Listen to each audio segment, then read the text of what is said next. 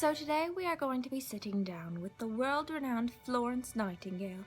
She has graciously allowed us to ask her a few professional and personal questions to get to know about her and the profession she impacted, nursing. So Florence, where were you born and where did you spend most of your life? Thank you. Thank you for having me.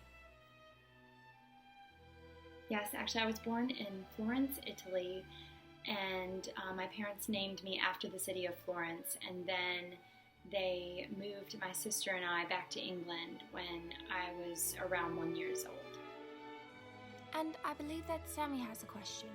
Would you mind telling us about your time spent in the Crimean War? Yes, in 1854, I received a letter from a good friend. He was the Secretary of War. His name is Sidney Herbert. He invited myself and some nurses to come and help aid with the war. So I gathered a group of 38 nurses and we headed to Turkey. And when we arrived, we were not very welcomed, especially by the doctors. And we decided to, really improve the conditions there. We helped with improving the sanitation, the cleanliness, providing meals for the soldiers, and giving them comfort. And soon after our arrival, the death rates really dropped. They went from 40% to 2%. And this really made me intrigued, and it made me want to study the conditions of the British healthcare a little closer. Oh, I'm happy to hear you mention that. Do you have a second to tell us about your feelings about that investigation? Yes, during my accounts in the British hospitals, I really kept close records of the way the hospitals were run, the nursing care, and I recorded everything, and I brought my records to Queen Victoria, and I shared with her these records, and this helped to develop the British Royal Commission, and this actually helped to make rules for the military health systems. And those experiences combined with my education at Kaiserwerth, I ended up writing a book when I returned from the Crimean War. Notes on Nursing is the name of it, what it is and what it is not. And this book was published in 1959, and it really records my experiences in the war, and it really talks about improving the conditions, the sanitation, the cleanliness, ensuring warm meals, warmth for the soldiers, and really comfort care for these patients that were really sick, and really just creating a different environment and ensuring that the nurses are aware that this is their duty for caring for the sick. Go ahead, Adeline. 1854. When you were there with your nurses, the 38 of them, what were your impressions of the condition of the soldiers, of the condition of the hospitals? What were your impressions? When we first arrived, we really honestly couldn't believe the conditions that the hospitals were in.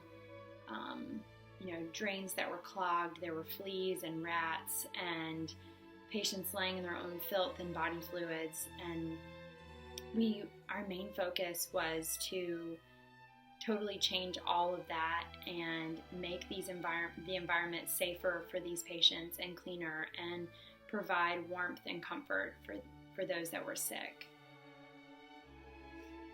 We really realized that patients were dying more from infection due to the conditions they were in than the injuries that they had attained from the war. What did you do to improve these conditions? We really just tried to make improvements. We tried to improve the sanitation. We created schedules for nurses to follow to make sure that the soldiers were cared for, that they were well fed, and just really brought clean sheets and bandages and just tried to really improve, the actual conditions of the hospitals. Did you have any family members with you during the war? With myself, like I said, there were 37 nurses, and then my Aunt May also attended with me to help out. One last question. Since there were infectious disease during your service in the war, did your health get affected in any way? Unfortunately, my health did suffer from caring for sick. I ended up coming down with typhus disease, and it was very debilitating. And honestly, I was never the same after that illness. Florence, what brought you to the field of nursing? I believe that it was a divine calling from God to become a nurse and to take care of sick people.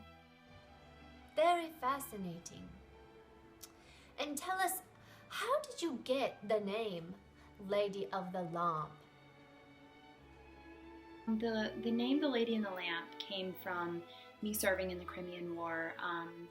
During the night, I would carry around a little lantern similar to this one, and I would come in and check on the condition of the soldiers. And due to my rounds with carrying around my light, I was nicknamed the Lady with the Lamp. Splendid. And lastly, tell us about your book, Notes on Nursing, what it is and what it is not. More on my book. So it is called the Notes on Nursing, what it is and what it is not. And it really just focuses on my education that I obtained from the school in Kaiserworth and my experiences in the war and just improving conditions and the way nurses really should function in the healthcare system. So, Florence, was it difficult to go against your family's wishes to become a nurse and to turn down a marriage? Did you ever question your decision to do that? I never really thought that my decision to become a nurse was an ill decision. I do think that it was difficult when I made the decision to go against what my family and society expected of me. And yes, it was definitely difficult, but I knew that I had a divine calling and this was what I was supposed to do with my life. Also, Florence, when did it strike you that becoming a nurse, a caregiver for the people who needed help, was what you were meant to do? It was around 1837. I was around the age of 16 when I realized that I was supposed to care for sick. God had led me to start my nursing journey, and so I left my family and the comfort of my home and decided to become a nurse. What honors did you receive during your life for all of your accomplishments? I was actually honored with several different awards. My first award was by Queen Victoria. She awarded me with the Royal Red Cross in 1883, and I was appointed the Lady of Grace by the Order of St. John of Jerusalem in 1904, and then I was actually the first woman to receive the Order of Merit in 1907, and then in 1910 I received the Badge of Honor, which was presented by the Norwegian Red Cross Society. Thank you, Florence, for allowing us to ask you questions and get to know you better. Thank you for being here today. All right, that's all we have time for today. Everyone have a blessed day. Bye.